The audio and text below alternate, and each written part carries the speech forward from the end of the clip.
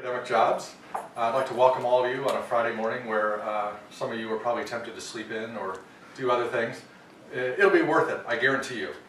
Some of you may or may not have thought about this process of applying for jobs at this early stage or maybe late stage in your graduate career, but what you'll get out of this panel this morning, I'm sure, is a greater sense of what lies ahead in that landscape. You'll be better prepared, be more successful in the long term. So I'm going to give a few opening remarks for about 10 minutes, just sort of some overarching points regarding the process, what to expect, and what the lay of the landscape may look like in general terms. Then we're fortunate to have four wonderful panelists from across the university spectrum. We have Dr. Ahmad, who comes from engineering, Dr. Jones, who's come over here to play some drums with us today. Dr. Caberoy holds the pipettes, and Dr. Crittenden does all kinds of interesting things with gut microbiota as well as out of anthropology. So again, a wide spectrum of disciplines represented here. And I think once they share some of their insights of this process, you'll both see some similarities across disciplines in the lay of the landscape, such as it's a very competitive job market, as well as some sort of more tailored experiences that vary across disciplines, such as the relevance of a postdoc, for example. I thought a couple starting points might be to draw upon recent things in the internet. This was a story circulating on NPR just last month. Too few university jobs for America's young scientists. I mean, this is the kind of stuff you read and you just, why am I doing this? What's the purpose? These students who are, the grad students and postdocs who were quoted in here have moments where they're contemplating the same thing as they're facing a very challenging job market. One estimate is there may be as many as 7 biomedical PhDs minted for every new tenure-track faculty position. It's challenging. So if you're interested, though, you can find this story online. Some, again, interesting anecdotes. A 2012 report issued by the Council of Graduate Schools summarizes the world of graduate school life and careers. What are some take-home points? The data have their limitations. These are drawing from National Science Foundation data from those who've recently completed their doctorates. But you can see across disciplines, a good chunk of recent PhDs end up in 4-year educational institutions. A good chunk end up in private for nonprofits. Others in private nonprofits, governments, others. In other words, it's quite variable and it can vary across disciplines. So 90% of you may have entered your PhD program or MA program thinking, I'm going to have a tenure-track faculty position in 6 years. But the realities are you'll end up going on many different paths. Some of you will end up in those tenure-track faculty positions. Many of you will end up in other directions. And why is that? The report talks about some of the reasons. Our panelists today can enlighten you in their own paths as well as those of their friends and colleagues. But sometimes you see the publish and perish, must get grant money world, and you say, that ain't for me anymore. Or you say, I really prefer doing other things like working with people in a nonprofit kind of environment, and I develop skill sets as a grad student that apply well in this context. So it's just to be aware of some of the lay of the landscape, and that's at the PhD level, and you see some related patterns in the master's degree attainment patterns in the United States too.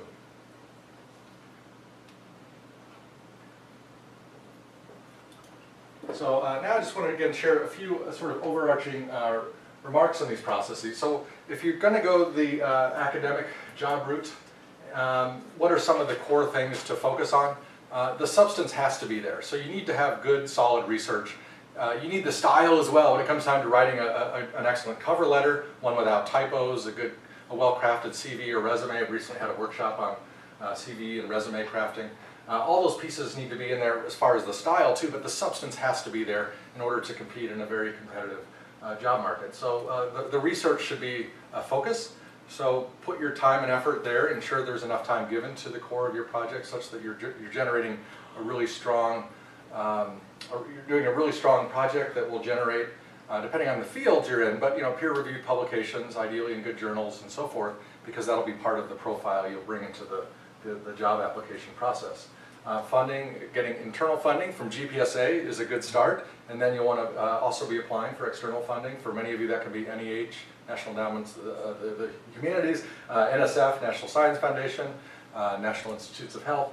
A lot of this is collaborative. Make sure you're out giving conference presentations. That ties into things like networking that I'll talk about in a moment. But if you're just sitting here in your own room, your own office, and you're not getting out there networking with people beyond UNLV's halls, it's those other people at other universities you're going to be competing with in the job market, not just people in your own hallway here. You'll be competing with graduates of Stanford's, Harvard's, UC schools, New Mexico's, Arizona's, and so forth. And it's best if you're positioned in those networks already. You know what they're working on. You're also aware of the most cutting edge research. You're best positioned for success. Many of you will have experience as graduate assistants teaching too, so that can hone your teaching skills, and that can be useful, particularly if you want to go like a liberal arts track in which this is featured, or other teaching oriented specializations. What about non-academic job routes? Again, as grad students, you're honing lots of skills that you may or may not realize can apply to other disciplines outside of tenure track positions. So the writing skills on which you're crafting manuscripts, proposals, grant proposals, etc., all that can be helpful. You may become an excellent editor, you may become excellent at securing grants, but maybe you end up working with a nonprofit applying for grants as someone hired for that specialization, for example. You may be honing lab techniques too that may be useful in various industries.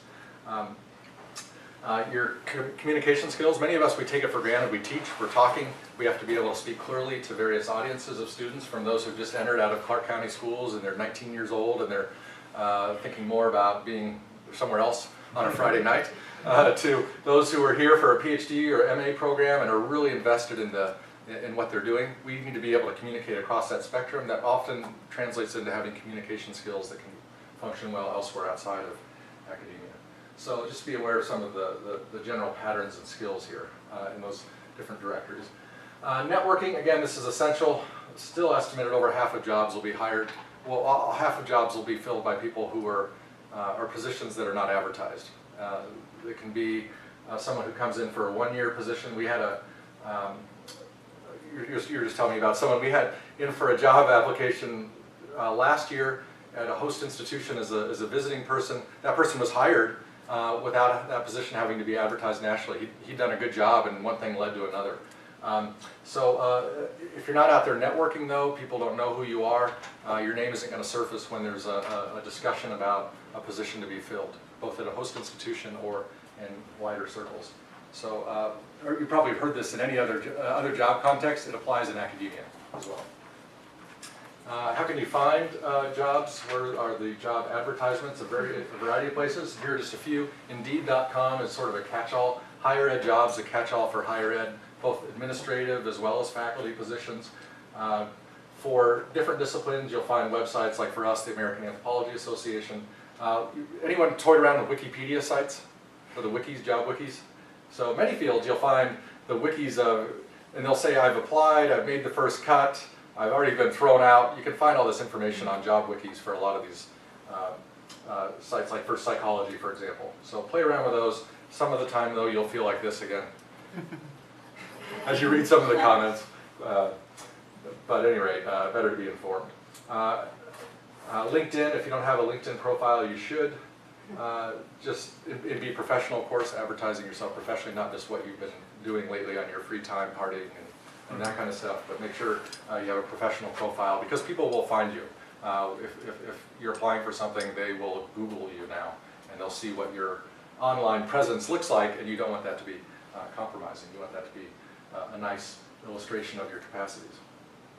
A few years ago, versatile PhD emerged on the scene. Why? Because there's a glut of academics and too few academic jobs. So versatile PhD says, what can you do with a PhD in humanities or social science or biomedical science? More recently, they branched out to the biomedical sciences too. A lot of things. Play around with there. You find all kinds of discussions online about people who have left a PhD program or left after having a PhD, and they've gone to work for various organizations. But a wealth of information. Chronicle of Higher Education last year started VITA, offers similar services. This tells you something. I don't know why that's happening. It's a touch screen. Touching it. Oh. Yeah. I'll quit touching the screen. Sorry, screen. Me too. Thank you, screen. But when you see this kind of convergence, that's telling you something. And other sites, other universities, their career services, like at Michigan, Berkeley's terrific. I would highly recommend their career service site. They've got a portal both for non-academic jobs as well as academic jobs, tips about navigating the processes, lots and lots of short videos, really terrific guidance. The point is there's convergence. It's not just here at UNLV, it's across higher ed in the US, if not globally, that we appreciate there's a challenging job market ahead. Everyone's aware of this. So the best you can do is prepare well for it so that you're not surprised and you're giving yourself the best chance for success. And ultimately, you end up the happier for it. A few other suggestions. Tailor your cover letter, so you may have a template, and then that's tailored for specific positions. It may also be for non-academic positions, academic positions, but you're not going to craft the wheel anew each time, but you have one general wheel that you then tweak a little bit. And then how you, in a resume or CV, highlight things will depend on what you're applying to. If you're applying for teaching positions, of course, you would emphasize the teaching skills you have and experiences, whereas if you're applying for academic positions, the first and foremost things they'll care about is research, funding, publications, etc. Career Services at UNLV is starting to incorporate grad content as of yet. They've been coming out of a background where it's been focused on undergrad career service orientation, but they're starting to add an element related to grad services as well. And last but not least, it can be a thrilling and daunting experience. But it's better I see some of you who are second-year grad students, it's better you're thinking about it now than the 9th hour and you're saying, I had no idea. I just thought the jobs would rain down from the sky upon my head and they would all pay well and I would get to choose where I live and I would have 12 choices and this is so great that I've finished my degree. Be prepared because it's a challenging process ahead and you'll be best equipped for success in it. So with that said, I'll turn it over now to our panelists, and I guess as far as how to do that, maybe we'll just go alphabetically. How does that sound for fairness? Which should be Dr. Ahmad can come up, and what I've asked each of our panelists to do is to share for about 5 or 10 minutes some of their own observations from their corners of the academic world regarding whether it can be anecdotes, patterns, things that are successful, things that are not successful, just any sort of general advice, kinds of things that you wish you had known maybe when you were in the shoes of a grad student. Okay, and then we'll just sort of successfully give each of our panelists an opportunity to share their insights. Okay, so just to get a better idea, can we learn about the disciplines of audience very quickly? Which department you're in? Anthropology. Computer sciences,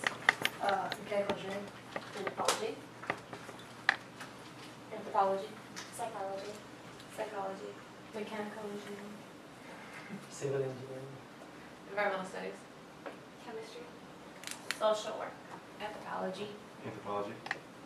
And how many of you are interested in going into an academic career?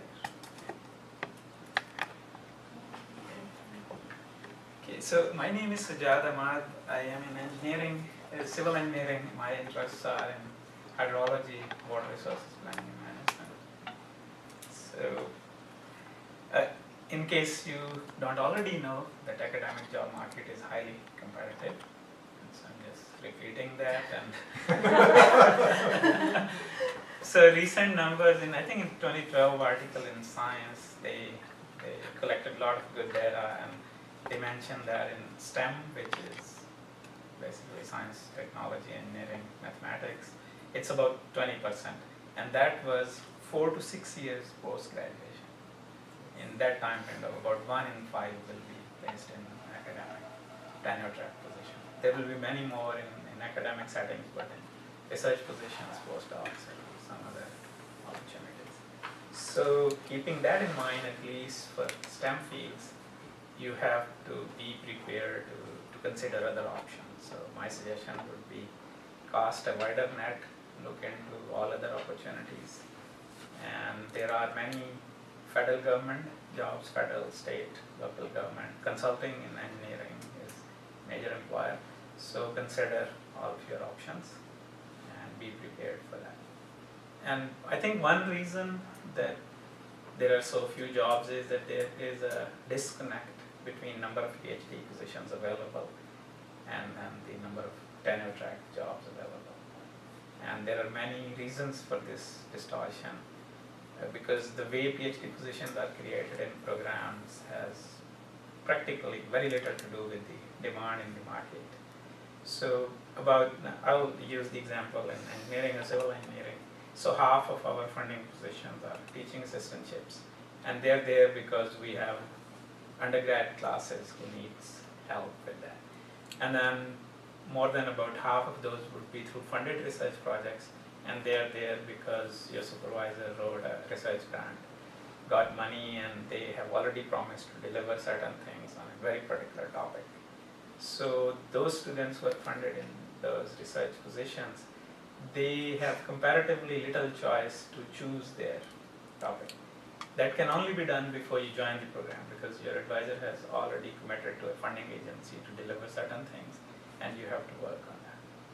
So I think a significant, important choice you can make before you join the program is you're working with someone who is working on topics which are in demand that can help you 4 or 5 years down the road.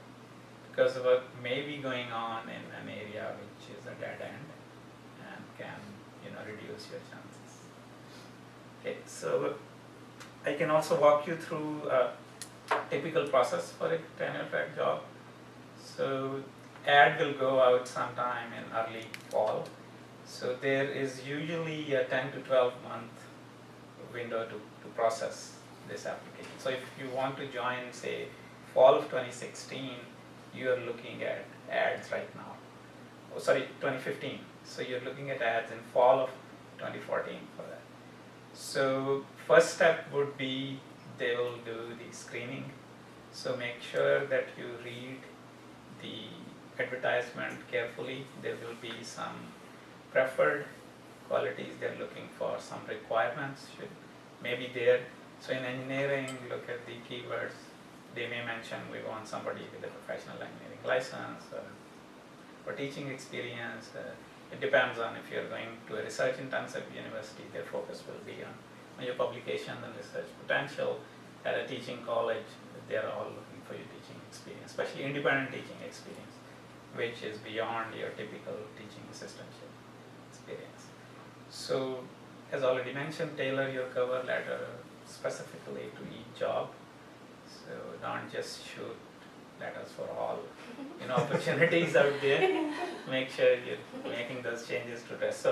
So first screening is done typically by your committee looking at what was advertised in terms of preferred qualifications, required qualifications, and that's where. So based on a recent experience, I was on a search committee. So we will receive in civil engineering upwards of 100 applications for a typical position. But many of them will not be relevant. They haven't read the details for the job, they don't fit, so it's easy to throw many of them out. So after this screening, we'll move to so we shot down to about 12 candidates and we wanted to talk to them over the phone. Now these phone interviews are becoming more Skype interviews, so be prepared for that. And from there we went down, so it's a typically 30 minutes given to each candidate. The entire committee sits there either in one room or wherever they are, but they participate. And typically it would be a very standard set of questions, and that's the HR requirement, that there has to be a list of questions, and same questions should be asked to all candidates to be fair. So you can expect pretty standard set of questions, and we can talk about those later. So goal of this phone interview is to interact with this person in a virtual environment and prepare a short list, because we wanted to bring 3 candidates to the campus. So from there we went down to actually 4 candidates just to have some cushion if somebody cannot come up or have another offer. And then we invited them for a campus interview. So a typical campus interview is day long, and depending on, again, different campuses, it may be day and a half to 2 days. I have gone through some of those interviews. But in engineering in UNLV, we do a day-long interview. Candidate arrives here night before, and the university arranges to put them in a hotel. In the morning they will be picked up pretty early, 7 or 6:45. Right topic you can do is publish. And of course, high quality, high impact factor journals should be your preference. Conference proceedings come after that. Go attend conferences. There's an opportunity, especially in your final years, go attend the major conference in your discipline. And I would also highly recommend try to get some independent teaching experience if possible. Volunteer. Your advisor travels a lot, so maybe there are opportunities to go give lectures. But if there is a way to document that, if there's any way to get direct evaluations from students, I would also recommend that. So try to go above and beyond a typical TA experience, because that's what your competition will have. Everyone will have that to claim. So if you have something better than that, that should be helpful. And if you are going for a teaching intensive school, then you have to have, I would say, an independently taught course. And also I would recommend try to get some student supervision experience. In a typical lab, there should be undergrad students coming in or master students. And after discussing with your advisor, you should be able to work directly with those students, supervising their work. That will be a helpful experience for you. In engineering, I will highly recommend, if you haven't done already, doing your fundamentals of engineering or professional engineering exams. Its importance is not across the board. Engineering is very diverse, but in civil, it's practically required. You have to have it. You cannot sign a drawing, you cannot sign a design, you cannot do independent consulting if you don't have a professional engineering license. Its value is less if, say, you are electrical engineer. Now again, depending on which discipline you are, your job market is very different. In civil engineering, we expect practically nobody gets a job right out of school with a PhD. We expect them to spend 2 years plus as a postdoc. Your typical competition right now is a person who shows up with 10 publications. I'm talking about entry level. This used to be 10 years ago a resume which will give you actually tenure and promotion from assistant to associate with 10, 12 publications, and this is now the entry point in many fields, because people are coming in 2 to 4 years of postdoc experience. So you have to really focus on publications. Okay, what else? Well, that's probably good. And then I think Maybe we can leave for questions. Yeah, we'll have about half an hour at the end for questions. So we'll hold questions for now, but keep those in mind as we'll have an opportunity to ask our panelists questions. So moving alphabetically, we'll have Dr. Caberoy now step up.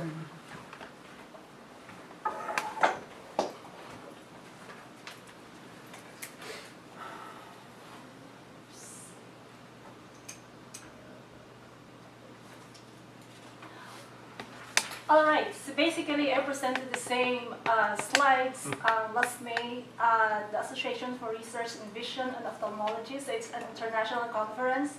And it was actually sponsored by the National Institutes of Health, National Eye Institute, because the same thing, you know, I mean, there were so many grad students and even postdocs who have no idea what are the milestones that we need to undertake in order to be very, very competitive. So just, you know, I mean, Peter mentioned a lot of them already, but just to give you a perspective, so this is essentially almost the same as the slide that Peter presented, but I'm looking at the graduation rate over here.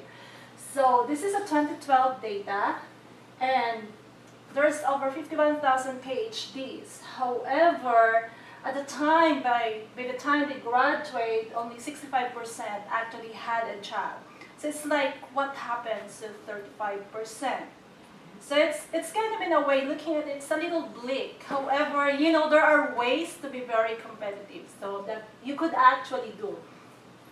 So don't be sad, because because there are, okay, so the projection is Dr. Ahmad said, it's supposedly 20% of the US graduates in STEM would have a faculty position, tenure track faculty position. However, the reality, especially on the biomedical sciences, it's not always the same for, across the board. However, in biomedical sciences, when I was applying, it's like one tenure track faculty position is like you typically have hundreds or sometimes even almost 500 to 1,000 people applying for the job just because there's so many people on a life sciences, biomedical sciences discipline. So yeah, it's a little hard, but of course you don't have to go for a tenure track faculty position. There are positions outside that's not tenure track. You could go to industry, you could do some, be on certain organizations, for example, that is still related to what you did. Okay, so as I said, if you know that odds, can keep that in your mind. Well, you're actually, working on your PhDs. I'm not sure if there are some postdocs over here, but I will be talking a little bit beyond the PhD towards the end because it's very important. You have to be very, very attractive. And the only way to do that is if you do a lot of planning. So I only have two advice. First, for the grad students, it really is something to do with building up that resume. So what's your currency? Because right now I have two postdocs, okay? I have one technician. When I was looking for people applying for a job, these are the things that I easily look up to. The rest, when I don't see them, sorry, you're out. Something like that, because that's, in a way, that's the way I built my career. So I really look at publications because it shows me how motivated that person is going to be in the laboratory. It shows me whether they actually try to write some fellowships. It doesn't have to be a successful fellowship, but it's still, when you write a fellowship, it tells me something that, okay, this person wanted to go beyond what a normal grad student is. Conference presentations, very important. I'm going to tell you why later on, because it could actually lead to your job. For those who are going to go for a teaching track, of course, you need a little bit of teaching for that. And it's the same thing in every discipline, I think, that you need to have that experience. This year, I was lucky enough to share search committee for a teaching position in our department. So we hired 2 people, and there were over 50 applications for those. And most of the people actually that we got, and actually you'd be competing for people who really have that real experience as a teacher. So there's one thing that you might need to consider. But anyway, so if we look at each one of them, publications, so it's very important that you have quality first author publications. Also, in order to increase your publications, it's also important to have that collaborative projects. Sometimes that opportunity opens up when you have collaboration with other people on the same field. So even if you're in the middle, it still counts. But it's very important actually that you have something as a first author, because it's like your ownership. It's what you did. The first thing that I would look at is when a person has the first authorship, I know that I look at the quality of the paper, I know that at least 70-80% of the work was done by whoever is the first author. So of course, no-brainer. The more, the better, but don't sacrifice quality from quantity. So there should be a balance between the two. Fellowships. Very important that you know what kind of fellowships are available. In the life sciences, biomedical sciences, and basic sciences, for example, for NIH, we have the pre-doctoral fellowship, the F31. For NSF, there is that graduate research fellowship program that you could apply. You could typically apply on your first to second year. So it's something that you need to consider because very simple. If you could write a successful fellowship, later on you could write a successful postdoctoral fellowship. Because a lot of times people who don't try, it's kind of hard to gauge what their capabilities are. So other than the standard NIH, NSF, you could have some foundation grants that or fellowships. For example, there are fellowships for American Heart Association, for postdocs, and also for pre-doctoral. So I think it's very important to know where are the opportunities, not just limit yourself to what you have right now. Search the web for certain opportunities and grab that.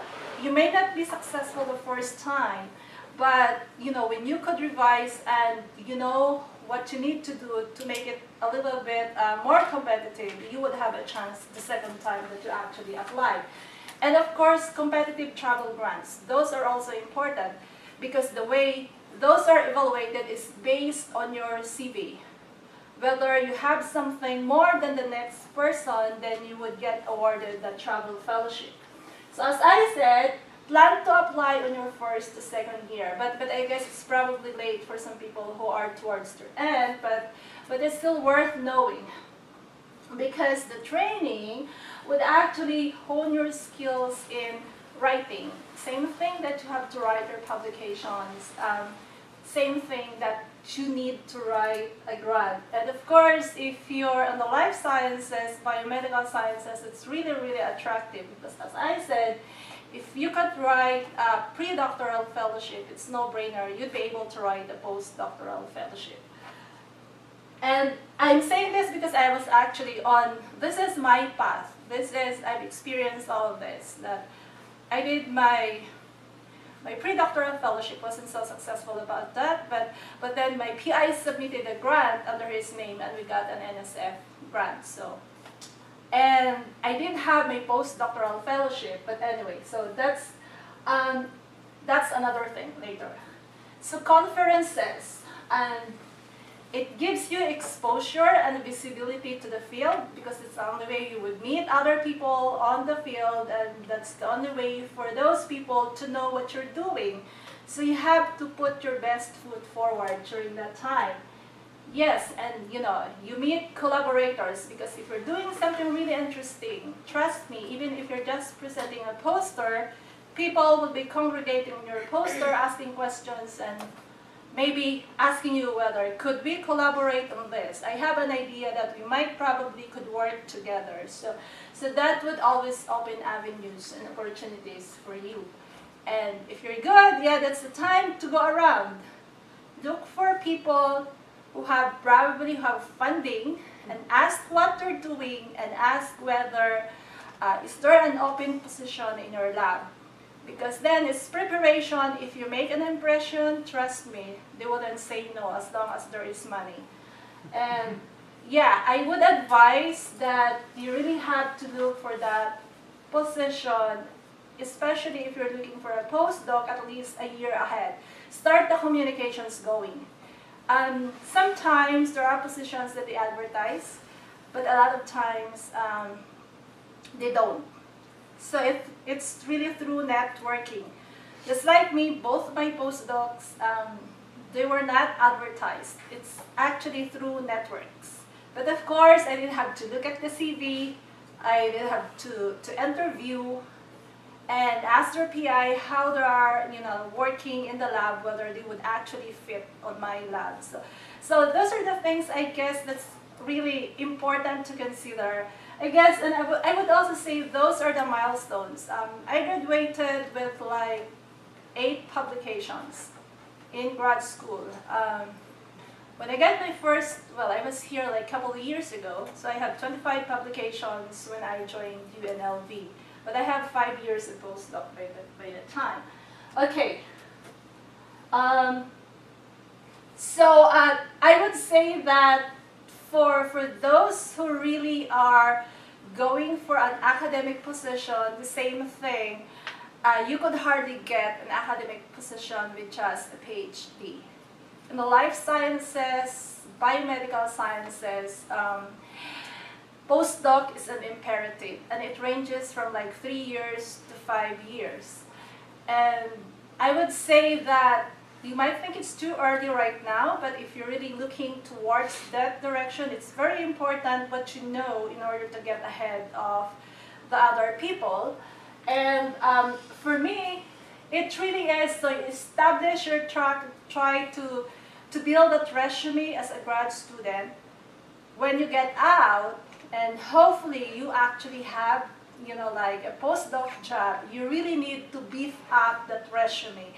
And there are things that, that are very, very attractive for postdocs later on in order for them to get that faculty position. So first, you really have that's why I call it your currency, because it's the only way that you could convince other people that you're going to be good, that you could take care of whatever would be assigned to you or the position that entails. So the first 1 to 3 years, I really would recommend if you graduate to get the competitive fellowships. So same thing, there are postdoctoral fellowships available, both NSF and NIH.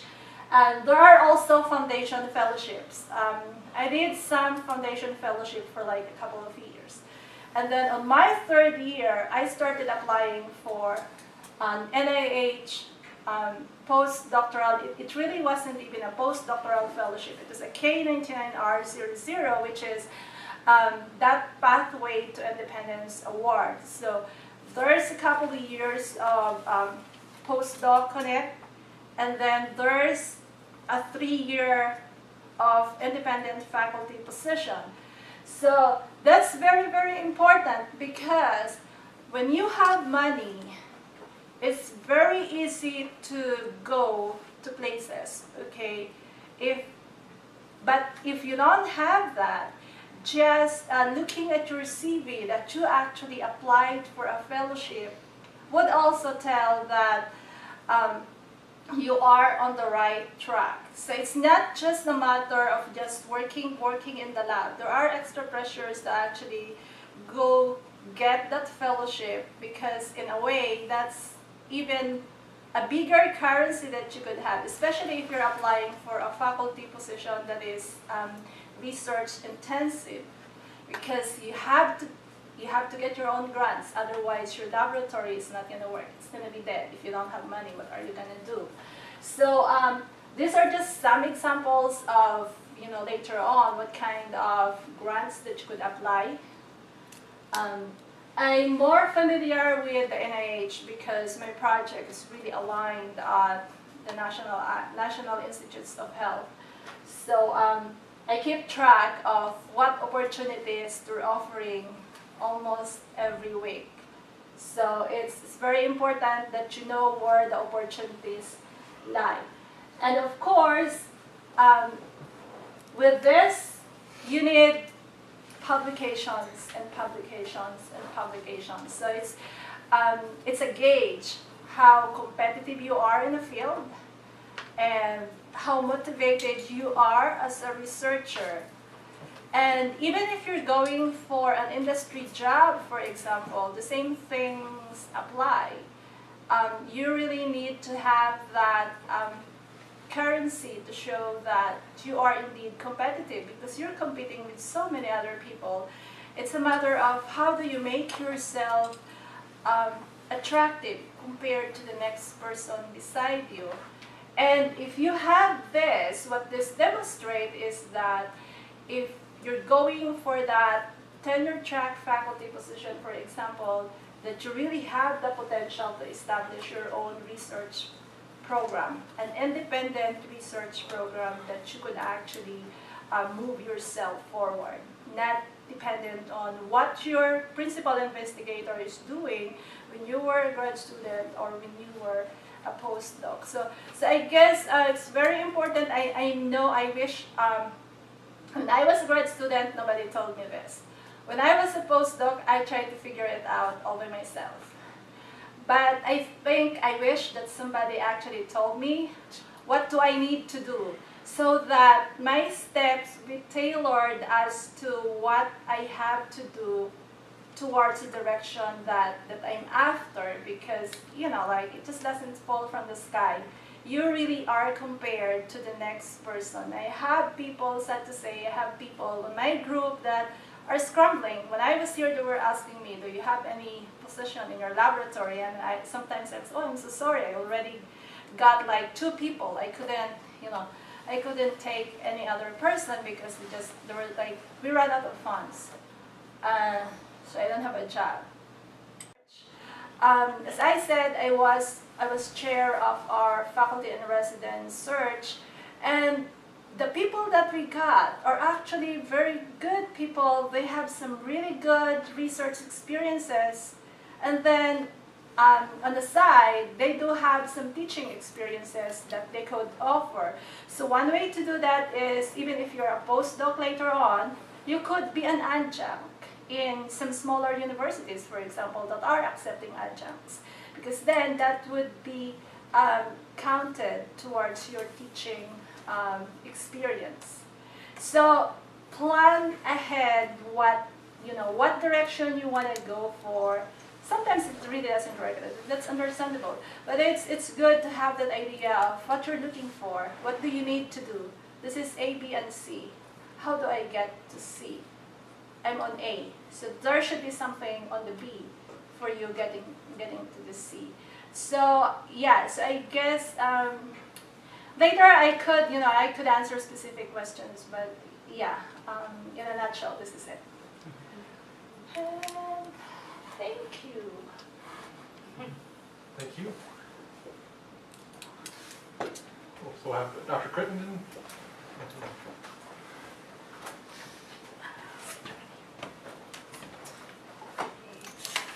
Morning.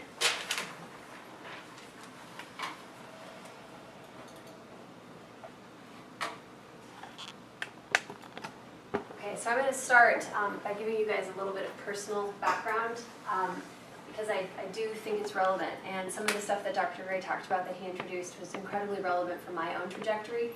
So I finished my PhD in anthropology with an emphasis on biological anthropology in 2009.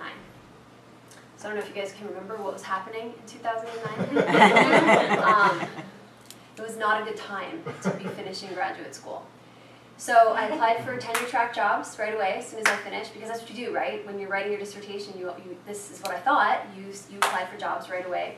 That did not work out so well. So I actually made it to a couple long lists and even one short list, 4 actually, which was a big deal as you're writing your dissertation to be thinking about the future.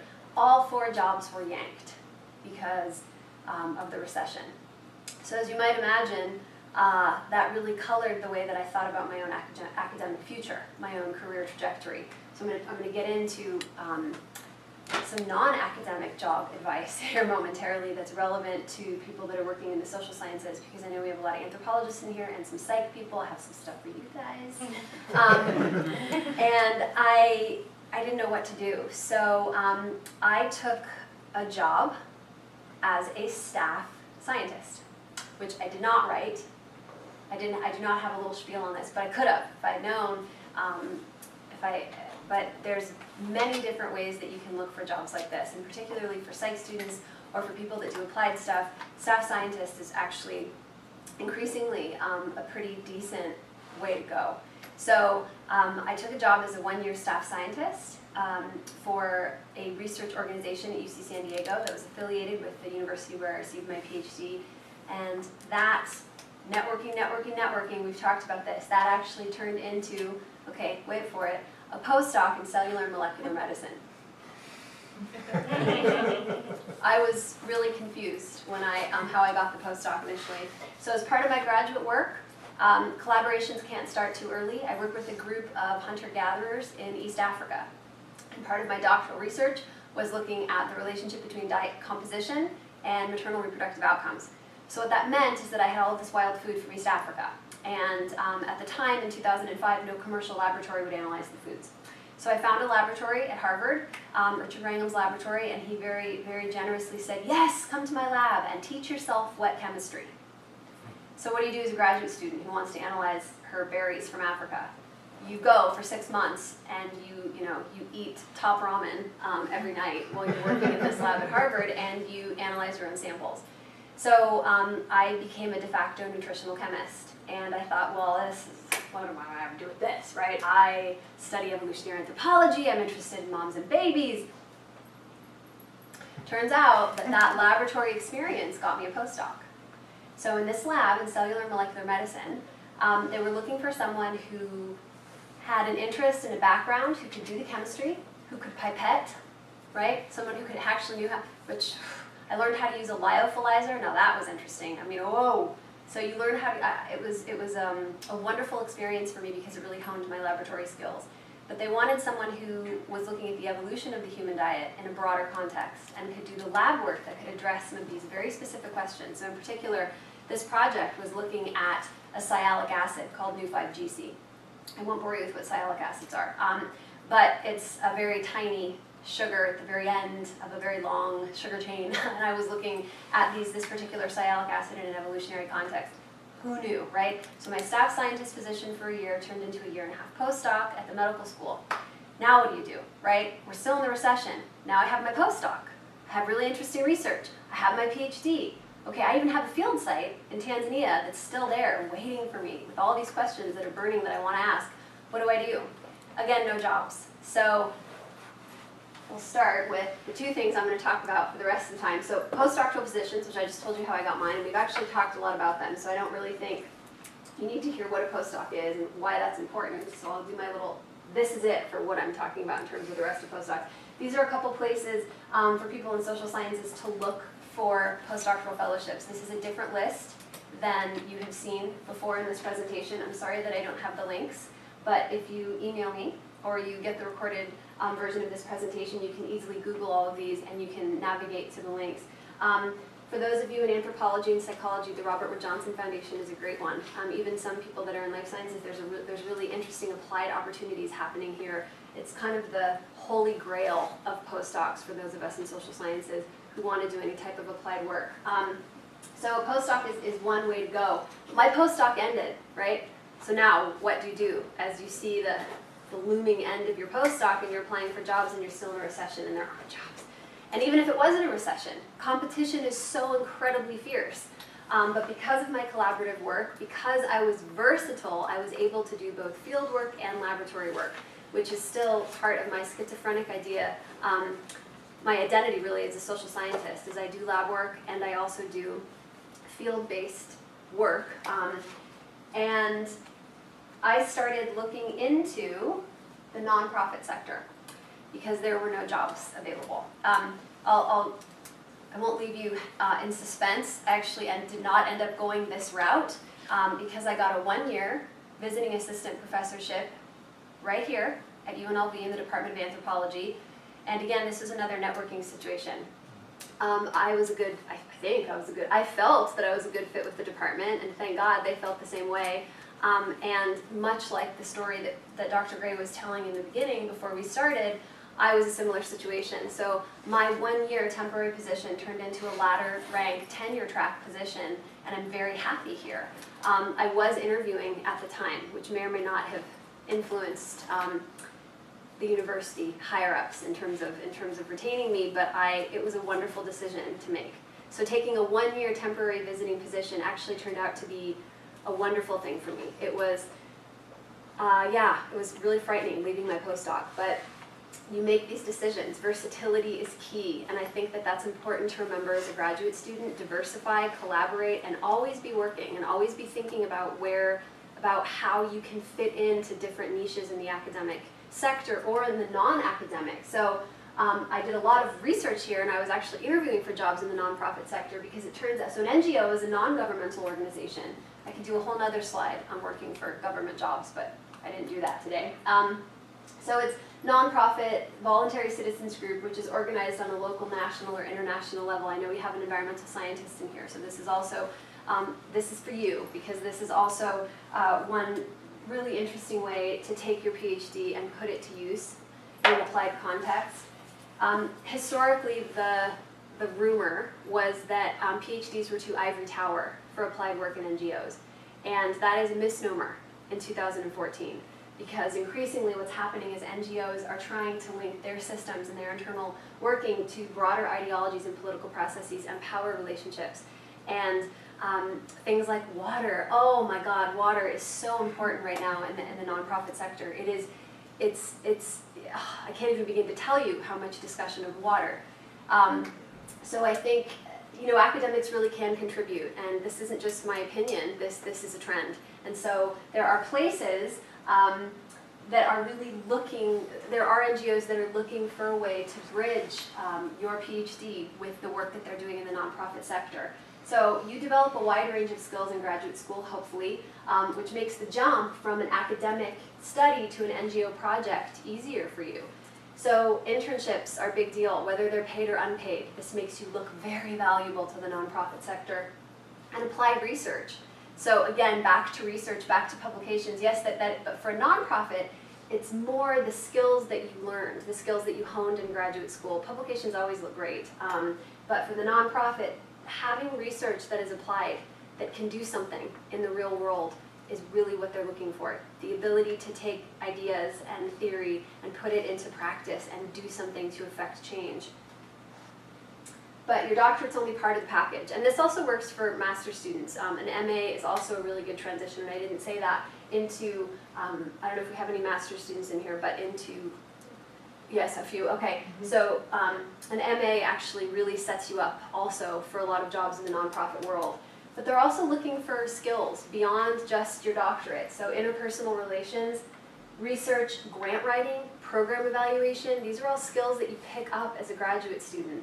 And these are useful skills that make you a viable candidate with other people. They will set you apart. Comfortably and smiling. Okay, so, okay. So I will tell you, this was a bear that I wasn't prepared to deal with. As you might imagine, 2009, when I took a job as a staff scientist, guess who had to start paying back her student loans? Right? Then with the postdoc, you get a little wiggle room, you can do some deferment, it's a happy, happy day. Then you go back into a visiting, when you're visiting possession, we have to pay loans again, right? So thankfully, the nonprofit, as well as a lot of government jobs, and as well as many participating public institutions of higher learning, so public universities, have a public service loan forgiveness program. It was tried out in 2007. It did start really gathering steam until around 2010. It's one of the most aggressive loan forgiveness programs that has ever existed, and it's a wonderful thing that I think most people don't actually know a lot about.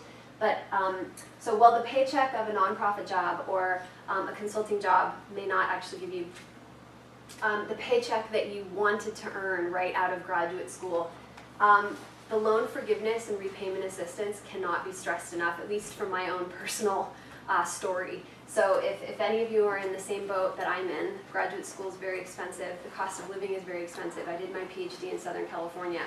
I put myself through college working 4 jobs. That doesn't work in graduate school. You can't do that, right? Your brain, your body, your blood, your sweat, your soul needs to be tethered to what you're doing as part of your research program. So what this means is that public service loan forgiveness might actually be a really big perk. And remember, with a lot of these jobs that are that might not be what you imagined in the nonprofit sector, it does get your foot in the door, and there's a lot of room for upward mobility in these groups.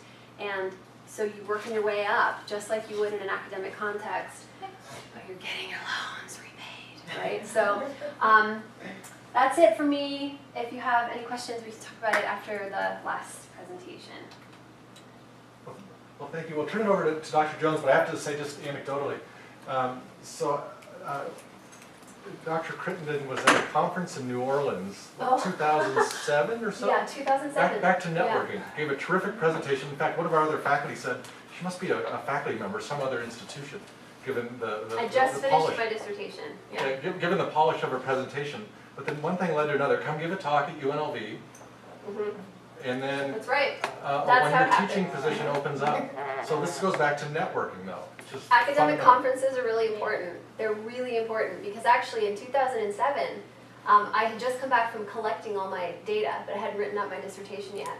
And a member of the search committee here at UNLV contacted me and said, hey, you should apply for this job. And I said, hey, I'm 2 years out from having my dissertation finished, right? But that's where networking comes in. And so when I did come to give a talk, I loved the department. So that when the opportunity came to do a 1 year, I thought, well, I already know I really like the people there and the research is happening. So I think that, yeah, bravery, courage, galvanize, right? That's another piece of advice. So now time for some drums, or just, so you're coming out of music and known for at least training. Last spring, I think there was a presentation given by one of your students on drumming. Is that right? Probably, there's a couple of them that had to do presentations. Yeah, so there's our small bridge to training from Dr. Jones.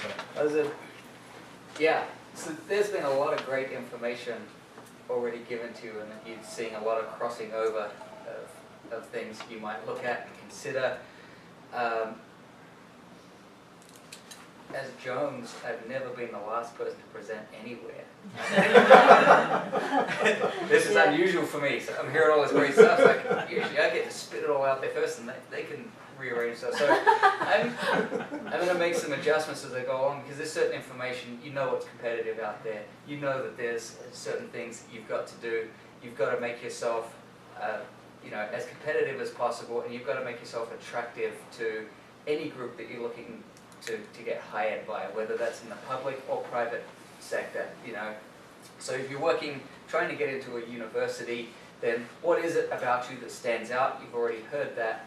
What is it about you that makes you unique would be another way to think about that. So you know that there are tools that everybody needs to bring to the table, but what else do you bring that makes you attractive? What is it that maybe isn't in the job description? Because I can tell you that most of the jobs that are out there list the requirements to successfully fulfill that position, but that's not everything that they're looking for. And there's a lot of things that are required of you beyond the scope of the announcement that you may want to know, and sometimes it's important to include this in the information that you provide. You have your cover letter, you have your CV, you have anything else that they ask for, but sometimes there's an opportunity to maybe write a little bit about your teaching philosophy or your approach to a certain area of expertise that they didn't ask for, but the people that are experienced in applying, or maybe you're going from another institution, know that they want to really know that information about you. I know this is sort of vague, but it is giving you some information. As someone that's at university as a graduate student, you're preparing yourself for a specific field, and you're going to be an expert in a field. You're not the person that's going through Craigslist or Angie's List looking for whatever $10 an hour job is going to sustain you. That might be what gets you through college. There's nothing wrong with any of those jobs, but you've made a commitment a long time ago that you want to do something fairly significant with your career. And so you've got to really stay focused on that, and don't get distracted by a lot of little things that may not get you to where you want to go. The talk of visiting professors and things, these are all excellent areas. These days it's really hard to get into that tenure track line the first time. In fact, most people come in and you've seen that they have adjunct teaching, they've been a visitor somewhere. FIRs, faculty in resident, is the big thing right now. We have a lot of them on this campus. Faculty in residence is a great position to apply for, because while it might be 1 year to start off with, a lot of them are 3-year positions, which gets you really well established. And they have different search criteria if the university wants to convert it to a tenure track position. It may be a national search, it may be a limited search, or with the right recommendations to upper administration, it can be converted without any search at all. Okay? These are really good things to know. So that gives you a goal to go for when you actually get into a line like that. That people may not give you all of the attention you need when you first get in. It's like, well, faculty and resident, they're covering a lot of our need to be taught classes. But take every opportunity you get to help out. If you're in a lab situation, if you're in fine arts, it might be doing things in the community, it might be doing other things, serving on committees. You're not required to, but if you're asked to, I would do it. This is when people get to know you. Your colleagues, you can go through 5 or 10 years at an institution, and in a department of 40 faculty members, you may not know some of those people, not know much about them at all. But the more you work with these people, the more you figure out, hey, I've got some things in common with this person, there's some great projects we could get going, And this is how things start to evolve. The walk into a tenure track line is a rarity these days. So just be aware of that. As far as the resume, I took some notes as people were hearing, so there's some good information. I'm going to employ myself as I get through some of this. Beefing up your resume, you've got to be strong. This is great advice. But let me warn you, you're only as strong as the weakest part of your resume, especially when there's 100 people applying for a job and you're going through and there's a lot of good candidates, and then you see some things like, this person's kind of padding the resume. There's a lot of good things, but this is obviously trying to fill out some areas. So we're going to put them into, maybe we'll look at this later if we don't have a strong enough pool. That usually means that's done. So be careful about padding your resume with things that, if you think that it's not going to be convincing, maybe don't include it. Focus on having a really strong package. People want to see really what you're ready to do and what you're ready to teach and do. This may be hard to prove in an application, but it's not as hard to prove in an interview if you can get to the interview stage. But demonstrate yourself as a problem solver, someone who's a creative thinker, someone that's not thrown off by the fact that you've been denied for something. If you got denied for a fellowship application, that you hit again with another one, and that there are positives that come out of those things. So again, it's not that you're successful on every application, but the fact that you are really searching areas, and if you can find ways to be successful on even some little projects, it shows that you're a creative thinker and someone that's going to work hard in that position to make sure things work for you, for your students if you're in academia, or for the company if you're in the private sector. When you apply for these jobs, there's two approaches. You can apply for every job that gets announced, which I don't recommend. That's what some people do recommend. It's up to you. I would target the jobs.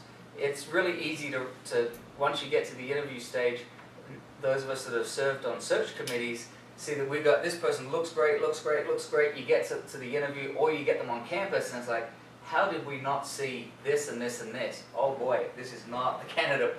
Now we've got ourselves down to 2 if you only brought 3, because there's things that you just can't tell. So make sure when you apply for the job that you really are a fit for the job, because otherwise you might make it through to the final round, but then you won't get that job because there are certain things about your personality and the way that you compose yourself, and really the breakfast, the lunch, and the dinner tells the search committee a lot more than the interview and the information you give them on paper, because you have to work with these people, and this doesn't matter whether it's academia or in the private sector. You're going to have to work with these people day in and day out. You're going to go to lunch with these people. If you don't, you won't be there long. You may socialize on the weekends. You may do other things outside of the actual job. So you've got to make sure that you really are a good fit. Hit those jobs that you can target as, this is really a good fit for me. I can see myself living in this area. I can see myself working with these people because I've researched who they are online. If you haven't met them yet, you know something about it. You don't want to apply for a job where it's like, I would hate to live in this particular town, but the job's okay. And if I can win it, then it's going to be a stepping stone to that. It might be a stepping stone, but a lot of times it really isn't, and someone who really wants to be there is going to get that job. In my area, in music, there's certain people that apply for everything, and they do well, but they never make it to either the final round or the job. And people know who they are, and a reputation gets around. If your area is very specific, people know who are those people who apply, interview, audition for things, and that they always do okay, but they never make it through it. And then you see that name appear. Your colleagues talk to each other at other institutions. Hey, we've got a pool of 4 or 5 candidates that are looking really good. Does anybody know anything? They call the previous institutions, they call where they've worked. Hey, tell us something about this guy. And that's when you find out a lot of information. So you want to make sure that you really research everything that you can when you're going into this. I'm trying to skip over things that I've already dealt with here. Be careful about your references. This was this was one of the things that came up as well. Make sure that the people that you use as your references and referees are really going to support you, and you've got people that may be prepared to go the extra mile by making calls on your behalf or doing a bit of background work. It's great to have a name on there that maybe people would recognize, but then if they call that person, they say, oh yeah, let me think. Yeah, they studied with me back in 2011. Pretty good student. Yeah, that'd be good for you. Do you think anyone's really going to hire you based on that? You know, the person's trying to cover for you, so make sure they certainly know. You always ask your references, can I include you? Would you please write a letter of recommendation if that's what it entails? Sometimes they just want a list of references in addition to those letters of recommendation. But people that are really going to speak to what you do well and that they know what the job is about, inform them about the job, because if they're called, they don't want to talk about areas that are not relevant to the job. They really want you to succeed. So make sure that you prepare those references as well. Let's see. This is good. I'm scrolling through lots of stuff here. If you get to the final round, if you get to the final 3 or 4 candidates, you're all qualified for the job. And this is when it comes down to your personality and your ability to work with others and the extra things that you bring to the table. So I know I already said that, but don't be disappointed if you don't get the job, because it doesn't mean that you're not qualified. It doesn't mean that you're not a friendly person or someone easy to get along with, but it's the fit that people have talked about that, you know, it's hard to, you're not supposed to hire people based on those sort of prejudices, because they really are. But the fact is that you want to work with people that want to work with you and that you get along with and have similar visions, or visions that are in line with at least your company or department.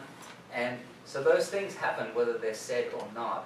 And so don't be discouraged, because it doesn't mean that you weren't a good candidate. And you might have been the best candidate on paper, but the person that really works well with that group is the one that may get that first offer. So that should be inspiration to continue. And when you make it to the shortlist in 4 jobs, I mean, it can be disheartening to think, well, I didn't get any one of those 4 jobs, but really, that's a successful application. That's really successful. Some people don't make it through the first cut, and they've got experience, they've been out there working, they've been doing all sorts of things. So, you know, if you can make any sort of shortlist, then that should be motivation for you to persevere. You do have the ability to get through and get the job in your desired area. It just is going to be a matter of time. It might be 6 months, might be 6 years, but keep working towards it. In music, we have a lot of people that go into the performance side of things, and you know, nobody started piano lessons when they were 6 years old because they wanted to get a PhD and teach as a lecturer in a conservatorium.